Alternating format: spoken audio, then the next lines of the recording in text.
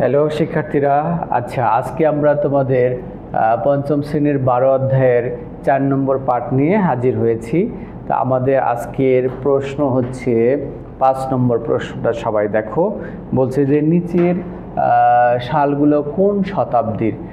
প্রথম প্রশ্ন 108, দ্বিতীয় প্রশ্ন হচ্ছে 1015, তৃতীয় প্রশ্ন হলো 2001। আমরা খুব সহজভাবে এই সালগুলোর শতাব্দী আমরা নির্ণয় করে ফেলবো। তো চলো শুরু করা যাক।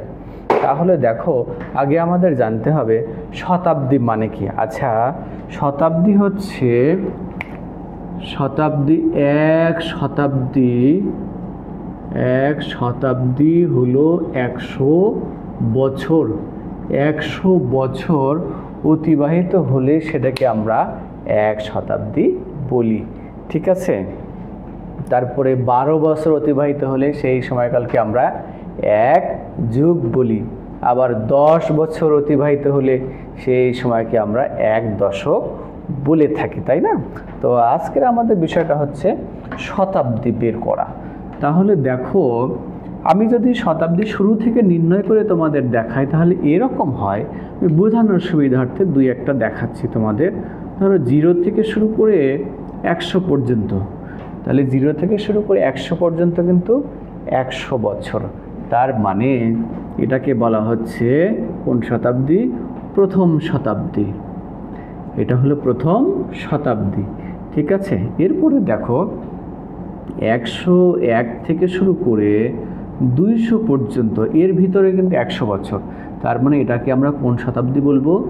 দ্বিতীয় শতাব্দী বলবো, ঠিক আছে। এরপরে দেখো 200, আচ্ছা আমি অন্য একটা নিই। দেখো, ধরো আমি এখানে বললাম যে 1001 থেকে 1100, এইটা আসলে কোন শতাব্দীর মধ্যে পড়লো? এটা কিন্তু অবশ্যই একাদশ শতাব্দী, মানে এটাকে বাংলায় লিখি একাদশ বা 11তম শতাব্দীও বলা যায়, একাদশ অথবা 11তম শতাব্দী।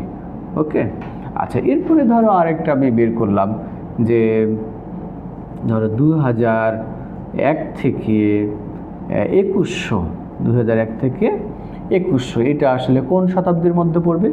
অবশ্যই একবিংশ শতাব্দী, একবিংশ শতাব্দীর মধ্যে পড়বে, ঠিক আছে। আচ্ছা, বা এটাকে আমরা 21তম শতাব্দীও লিখতে পারি।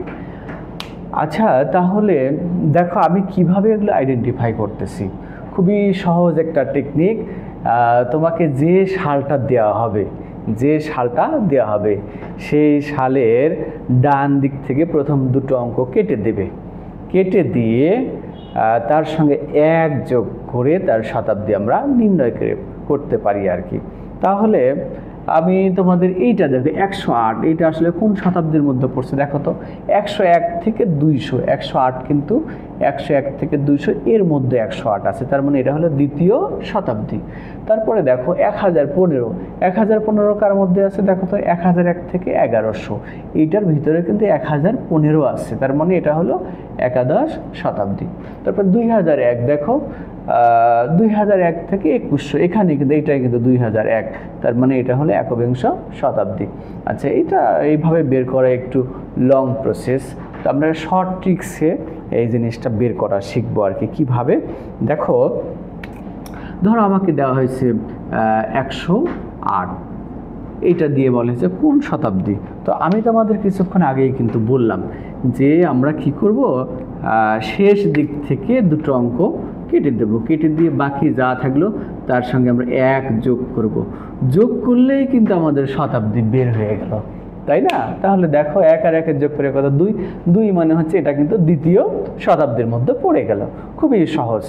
এরপরে দেখো 1015 দেওয়া হয়েছে। 1015 দেখো তো, 1015 আমরা শেষ দিক থেকে দুটো অঙ্ক কেটে দিলাম, কেটে দিয়ে যা থাকলো তার সঙ্গে আমরা 1 যোগ দিই, 10 আর 1 যোগ করে 11। দেখো একাদশ শতাব্দী চলে আসছে আমাদের, ঠিক আছে। এরপরে দেখো 2001 দেওয়া আছে। 2001। তাহলে শেষ দিক থেকে দুটো অঙ্ক আমরা কেটে দিলাম, শেষ দিক থেকে এই যে দেখো দুটো অঙ্ক কেটে দিলাম, থাকলো কি 20, 20-এর সাথে এখন 1 যোগ দাও, কত হলো 21। এই যে দেখো একবিংশ শতাব্দী, খুবই সহজ শতাব্দী বের করা। আচ্ছা, আমি তোমাদের উদ্দেশ্যে দুটো প্রশ্ন দেই, তোমরা বলো তো কোন শতাব্দী। ধরো আমি তোমাকে দিলাম যে 1245 দিয়ে দিলাম। এখন 1245 সালটি কোন শতাব্দীর মধ্যে পড়ছে? তুমি সহজেই এখন বলতে পারবে যে স্যার আমি এই যে শেষ দিক থেকে দুটো অঙ্ক এইভাবে কেটে দিলাম, কেটে দিয়ে আমার থাকলো কত 12, তার সঙ্গে 1 যোগ করলাম, তাহলে কত হলো 13, অর্থাৎ এটা হলো ত্রয়োদশ শতাব্দী। ঠিক আছে। আচ্ছা, আরেকটা প্রশ্ন আমি করি। ধরো তোমাকে আমি দিলাম যে 2500, এটা আসলে কোন শতাব্দীর মধ্যে পড়ছে? 2500। তাহলে আমাদের শর্ট ট্রিক্স এখানে আমরা কি বলছি, দুটো অঙ্ক আমরা কেটে দেব, তাই না?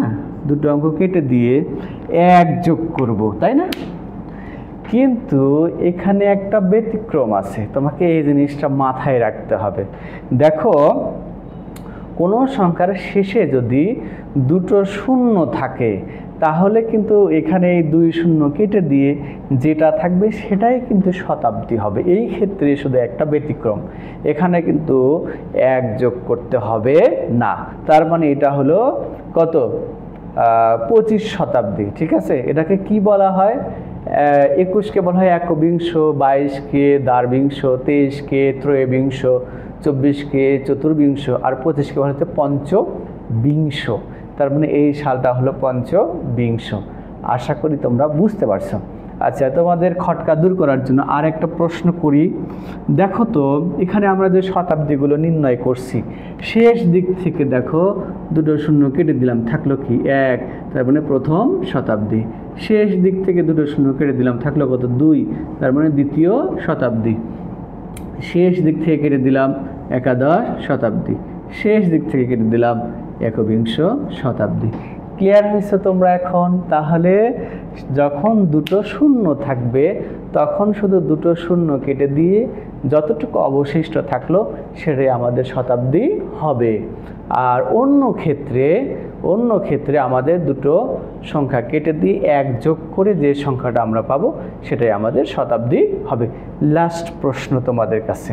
দেখো তো, আমরা যদি বলি যে 2200 সালটি কোন শতাব্দীর মধ্যে পড়বে, তাহলে তুমি খুব সহজেই বলতে পারবে যে স্যার শেষ দিক থেকে দুটো শূন্য কেটে দিলাম, তাহলে এখানে 1 যোগ করতে হবে না, তাহলে এই সালটা হবে কি দ্বাবিংশ, 22তম শতাব্দী বা দ্বাবিংশ শতাব্দী। আশা করি তোমরা ক্লিয়ার হয়েছে। Thank you.